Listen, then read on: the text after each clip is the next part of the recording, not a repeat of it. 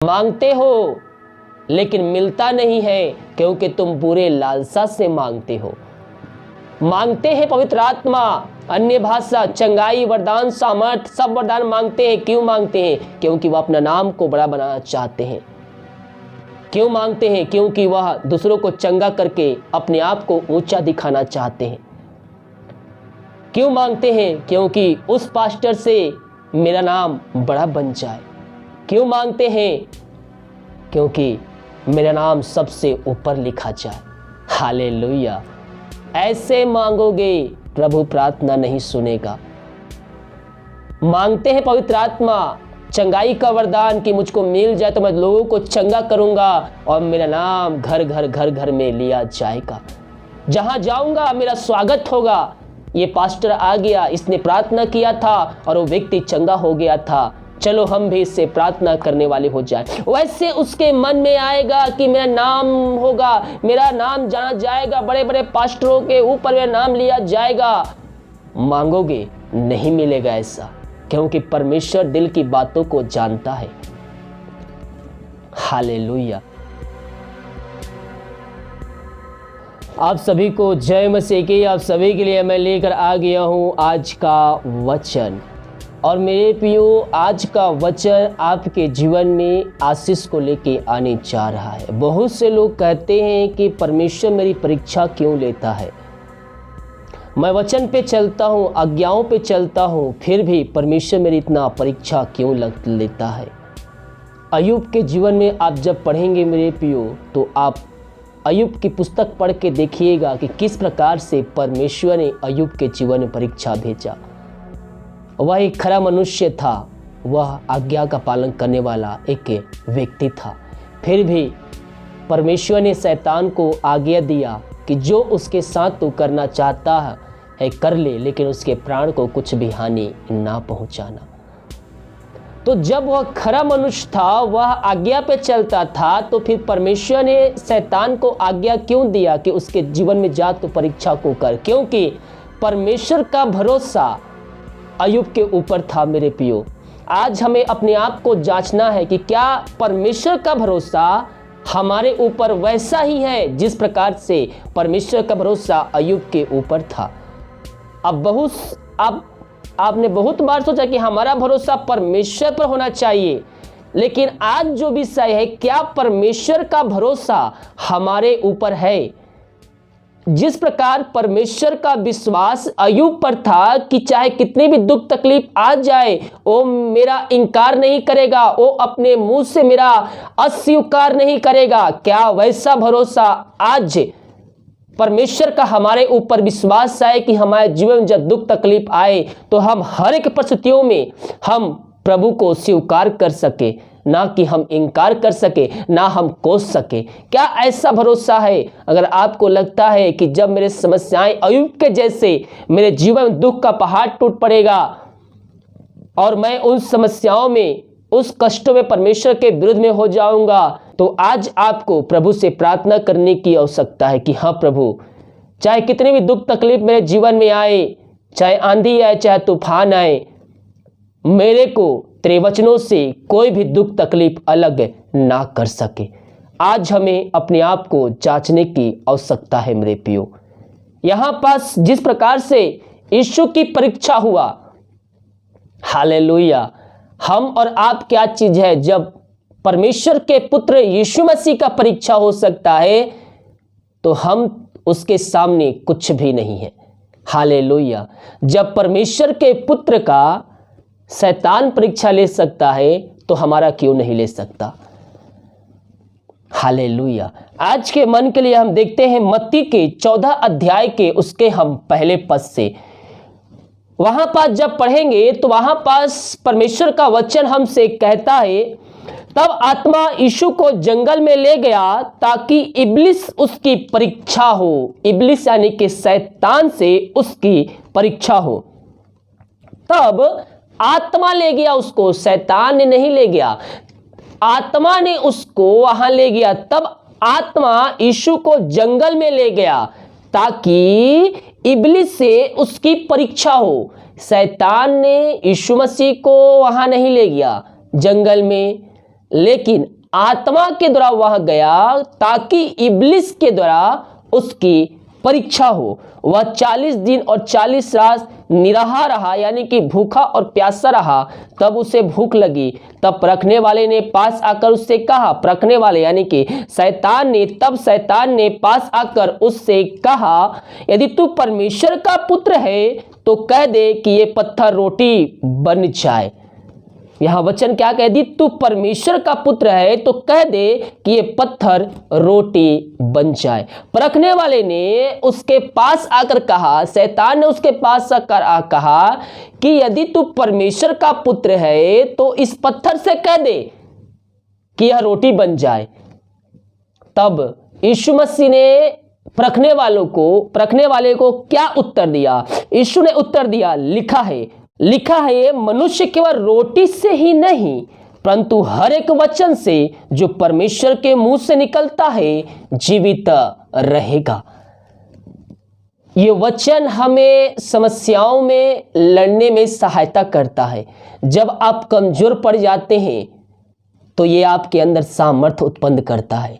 जब आप हिम्मत हार जाते हैं तो आपके अंदर ये हिम्मत पैदा करता है। जब आप थक जाते हैं तो ये आपको बल देता है। कौन? ये वचन। इसीलिए कहता हूं इन वचनों को अपने हृदय में अधिकाई से बसाइए मेरे प्रियो, क्योंकि जब हम दुख में पड़ते, निराशा में पड़ते हैं तो ये बाइबल हमारे पास उस समय नहीं रहेगा, लेकिन हमारे अंदर जो वचन रहेगा, वचन हमारे अंदर से निकलेगा। जब आप उपास करेंगे, उपास में प्रार्थना करेंगे, आपको भूख लगेगी, तब आपको ये वचन उस समय याद आएगा, मनुष्य केवल रोटी से नहीं बल्कि उसके वचन से भी जीवित रह सकता है जो उसके मुंह से निकलेगा। और आप उस समय तरोताजा महसूस करेंगे। आपके अंदर वचनों का सामर्थ्य आ जाएगा, प्रार्थना करने का सामर्थ्य आ जाएगा जब ये वचन आपके हृदय में उतरे रहेगा मेरे प्रियो।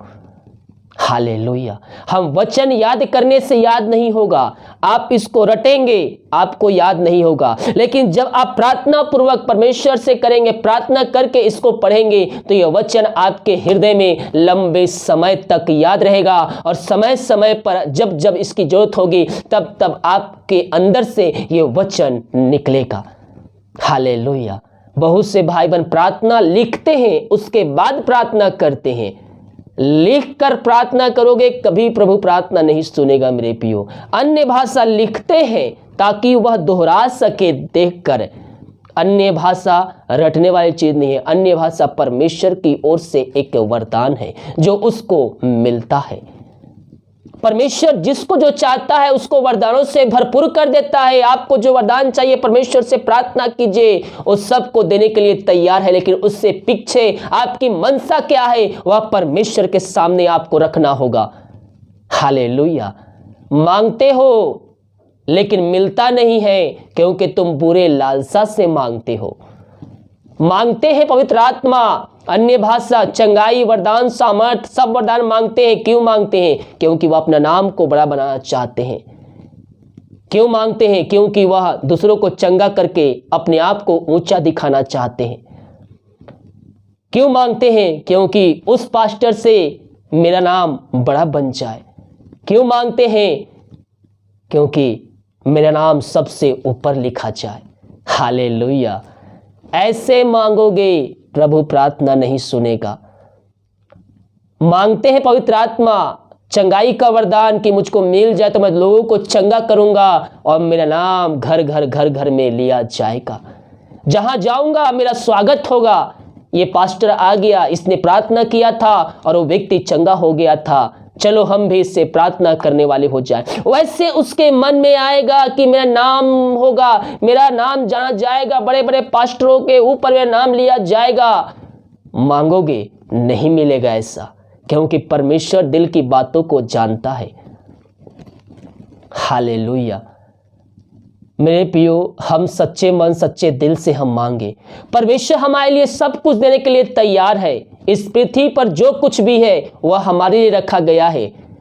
उसका वचन कहता है उसके धर्म और राज की खोज करो तो जो वस्तुएं तुम्हें चाहिए वो सब वस्तुएं तुम्हें मिलेगी, लेकिन सबसे पहले आपको उसके पीछे चलना होगा।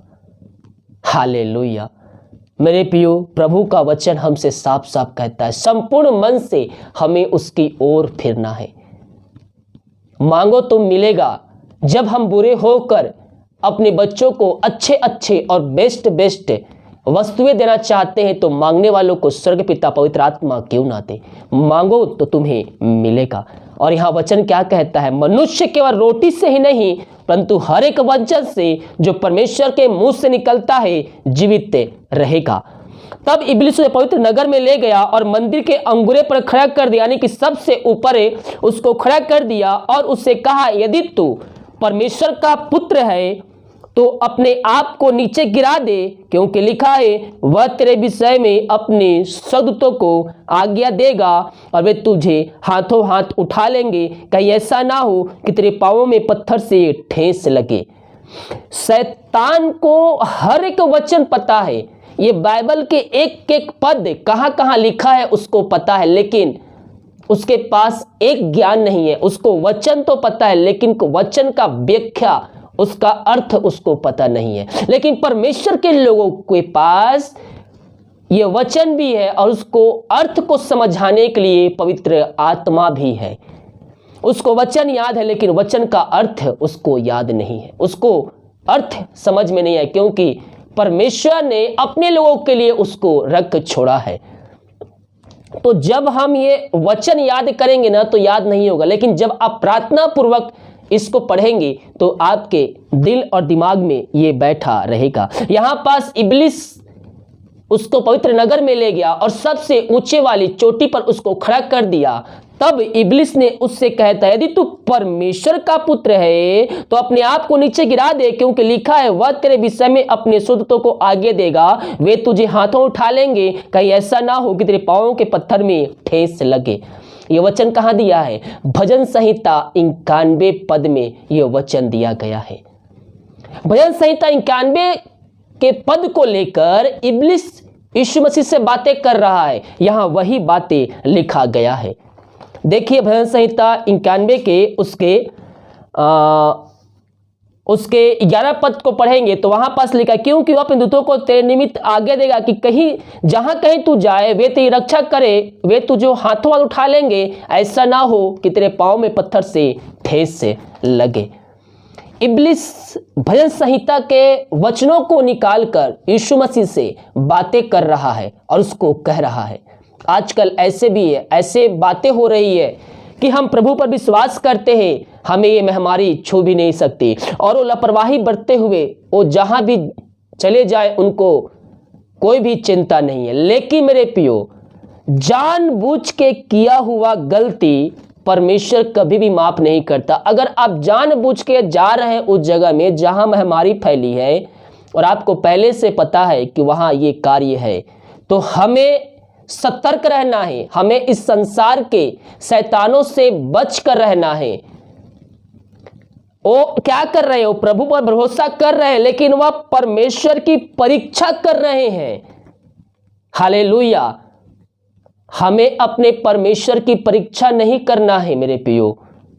जब समय आएगा तो परमेश्वर आपको बचाने के लिए तैयार है, लेकिन जब हम जानबूझ के गलती करते हैं उसमें परमेश्वर हमें सहायता नहीं करेगा।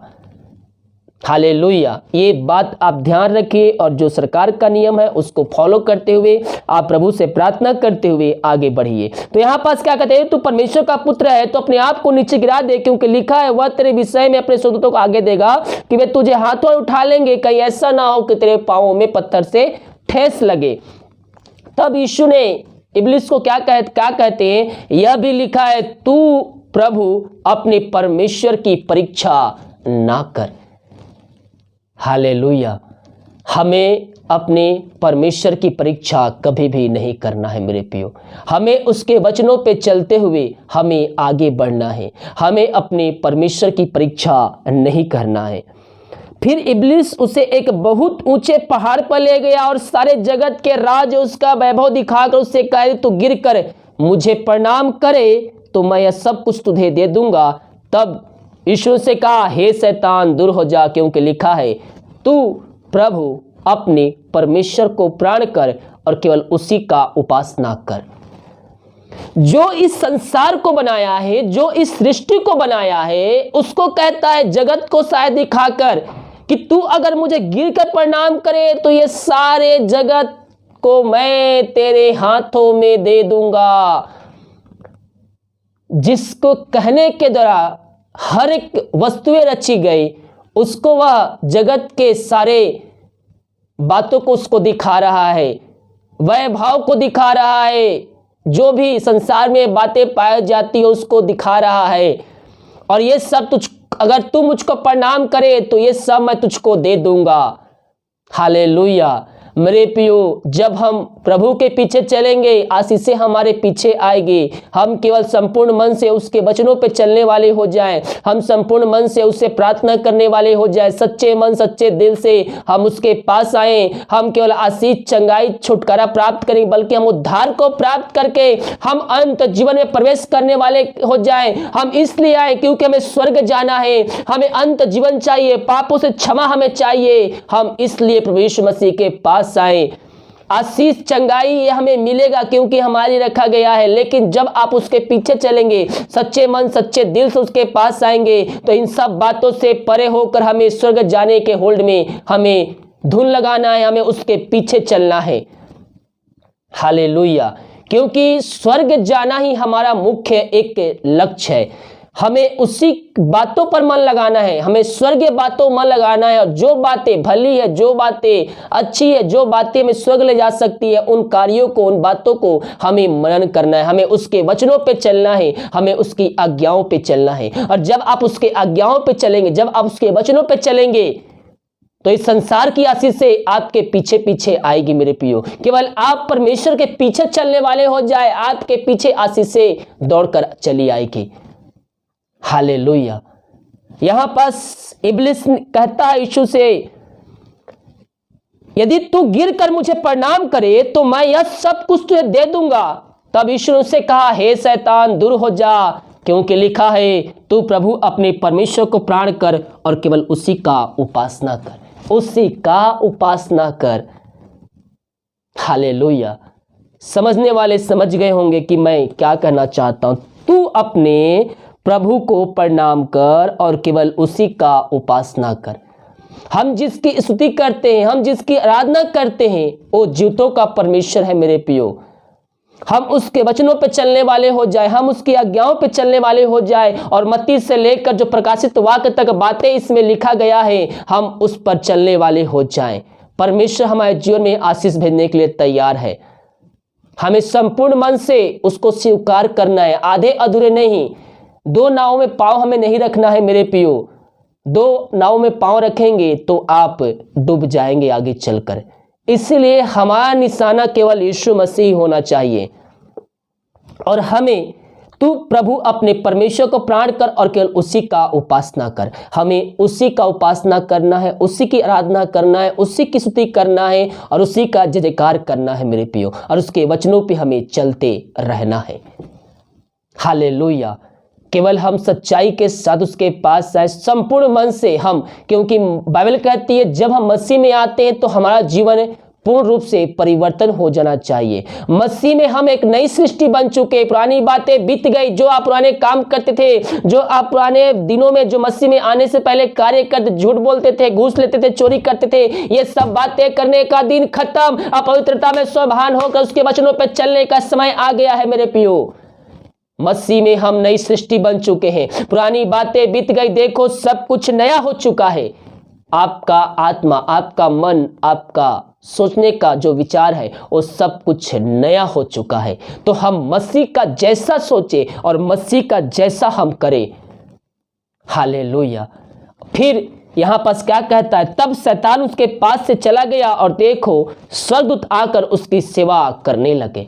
जब हमारे जीवन में समस्याएं आए, हम भी कहे हे शैतान, उन समस्याओं का नाम लेकर कहे, हे समस्या तू मेरे जीवन से निकल जा, यीशु के नाम में निकल जा। विश्वास के साथ निकालिए, वो निकल जाएगा और आप स्वर्गीय आशीष से भरपूर हो जाएंगे। स्वर्गीय शांति आपके जीवन में आ जाएगी, स्वर्गीय सामर्थ्य आपके जीवन में आ जाएगा मेरे प्रियो। कमजोरियां, दुर्बलताएं, बीमारियां दूर हो जाएंगी। आप स्वर्ग से आशीष को, स्वर्ग से सामर्थ को आप प्राप्त करेंगे। हालेलुया। प्रभु इन वचनों को हम सबको आशीष प्रदान करे। आइए हम प्रभु से प्रार्थना करते। धन्येश राजा, धन्येश राजा, thank you Jesus, thank you Jesus. तेरे नाम की महिमा हो, स्तुति हो, प्रशंसा हो, ग्लोरी ग्लोरी ग्लोरी। धन्य धन्य धन्येश राजा। प्रभु जी धन्यवाद पिता इस सुंदर वचन के लिए, जो वचन बोया गया है पिता इन सारे भाई बहनों के जीवन में पिता 30 गुना 60 गुना 100 गुना उतरने पाए पिता परमेश्वर। 30 गुना 60 गुना 100 गुना फलवंत होने पाए। ये वचन सुनने वाले नहीं बल्कि ये वचन पे चलने वाले हो जाए। हर एक परिस्थितियों में, हर एक परिस्थितियों में तेरे वचन तेरी आज्ञाओं को पालन करने वाले हो जाए पिता। हाँ प्रभु जी तेरे पीछे चलने वाले हो जाए और तुझको जिनका उद्धार करता स्वीकार करके यह अंत जीवन का सहभागी बन जाए पिता परमेश्वर। ये जहां भी रहकर प्रार्थना देख रहे, वचन सुन रहे पिता, जिस घर में वचन चल रही है उस घर में आज की संध्या कालीन पिता परमेश्वर उनके जीवनों में पिता परमेश्वर आशीष उतरने पाए, हर एक बंधन टूटने पाए, पापी तेरी ओर फिरकर तुझको जिनका उद्धार करता स्वीकार करने वाले हो जाए। हर एक भाई बहनों, हर एक जनों को हम तेरे हाथों में सौंपते हैं। दुनिया भर में जहां भी रहकर प्रार्थना को देख रहे हैं वहां तेरी सामर्थ प्रकट हो जाए। हाँ प्रभु जिस घर में आशीष आने पाए, हर एक बंधन टूटने, बीमार तेरे नाम से चंगे होने पाए, जो समस्याएं के जीवन में कार्य कर रही हर एक समस्याएं के जीवन से निकलने पाए। यीशु के नाम इनको हम आशीष की, चंगाई की, छुटकारे की घोषणा करते हैं। तूने ऐसा कर दिया, हम इस बात के लिए धन्यवाद देते हैं। प्रार्थना सुना, धन्यवाद। यीशु पिता जी आशीष मांगते हैं, सुंदर ग्रहण कर। आमीन आमीन और आमीन। हालेलुया। वीडियो को लाइक कमेंट शेयर कीजिए ताकि और भाई बहनों यीशु मसीह को जानकर अपने जीवन का उद्धार करता प्रभु यीशु मसीह को स्वीकार करके अंत जीवन का सहभागी बन जाए। God bless you.